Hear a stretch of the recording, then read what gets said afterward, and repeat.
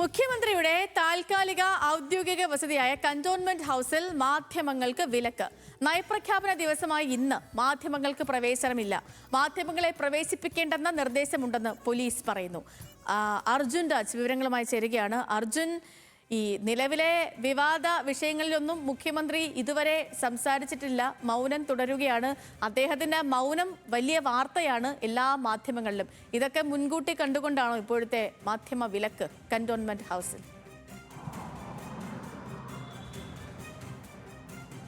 സേതു, അങ്ങനെ തന്നെ പറയേണ്ടി വരും. കാരണം പ്രതിപക്ഷ നേതാവായിരുന്ന ഘട്ടത്തിലും ഇപ്പോൾ അടുത്തിടെ വരെയും ഈ കന്റോൺമെന്റ് ഹൗസ് മാധ്യമങ്ങൾക്ക് ഏതെങ്കിലും തരത്തിൽ വിലക്കുള്ളതായിരുന്നില്ല. ചോദ്യമില്ലാതെ തന്നെ അകത്തേക്ക് പ്രവേശിപ്പിക്കുമായിരുന്ന സാഹചര്യം കന്റോൺമെന്റ് ഗേറ്റിന്റെ ഫ്രണ്ടിൽ ഉണ്ടായിരുന്നു. പോലീസുകാർ വന്ന് സംസാരിക്കുകയോ ഒന്നും ഉണ്ടായിരുന്നില്ല.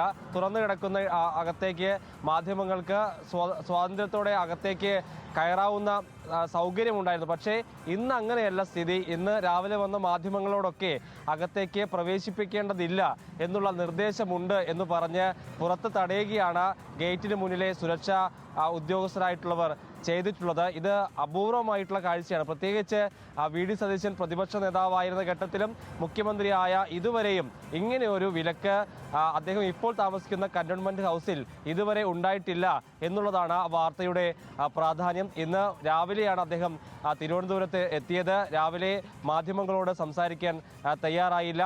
ഇന്ന് മാധ്യമങ്ങളെ കാണുന്നില്ല, അതുകൊണ്ട് പ്രവേശിപ്പിക്കുന്നില്ല എന്നുള്ളതാണ് അവിടെ നിന്ന് നൽകുന്ന വിശദീകരണം. സേതു പറഞ്ഞതുപോലെ തന്നെ ഈ ഇഡിയുമായി ബന്ധപ്പെട്ട് പിണറായി വിജയനെ വീട്ടിൽ ഇഡി റെയ്ഡ് ചെയ്തതുമായി ബന്ധപ്പെട്ടൊക്കെ ഈ വിഷയങ്ങളുണ്ടായ ഘട്ടത്തിൽ ഏതെങ്കിലും തരത്തിൽ മാധ്യമങ്ങളോട് സംസാരിക്കാൻ അദ്ദേഹം തയ്യാറായിരുന്നില്ല. ഡൽഹിയിൽ അദ്ദേഹത്തെ കണ്ടപ്പോഴും തിരിച്ച് കൊച്ചിയിൽ വന്നപ്പോഴും കോഴിക്കോട് പോയപ്പോഴും ഒന്നും അദ്ദേഹം മാധ്യമങ്ങളോട് സംസാരിച്ചില്ല. തിരുവനന്തപുരത്ത് എത്തിയപ്പോഴും അതാണ് സ്ഥിതി എന്ന് മാത്രമല്ല, അദ്ദേഹത്തിൻ്റെ ഔദ്യോഗിക വസതിയിലേക്ക് കയറേണ്ടതില്ല എന്നുള്ള ഒരു നിർദ്ദേശം കൂടി നൽകിയിട്ടുണ്ട് എന്നുള്ളതാണ് ശ്രദ്ധേയം. ചെയ്തു.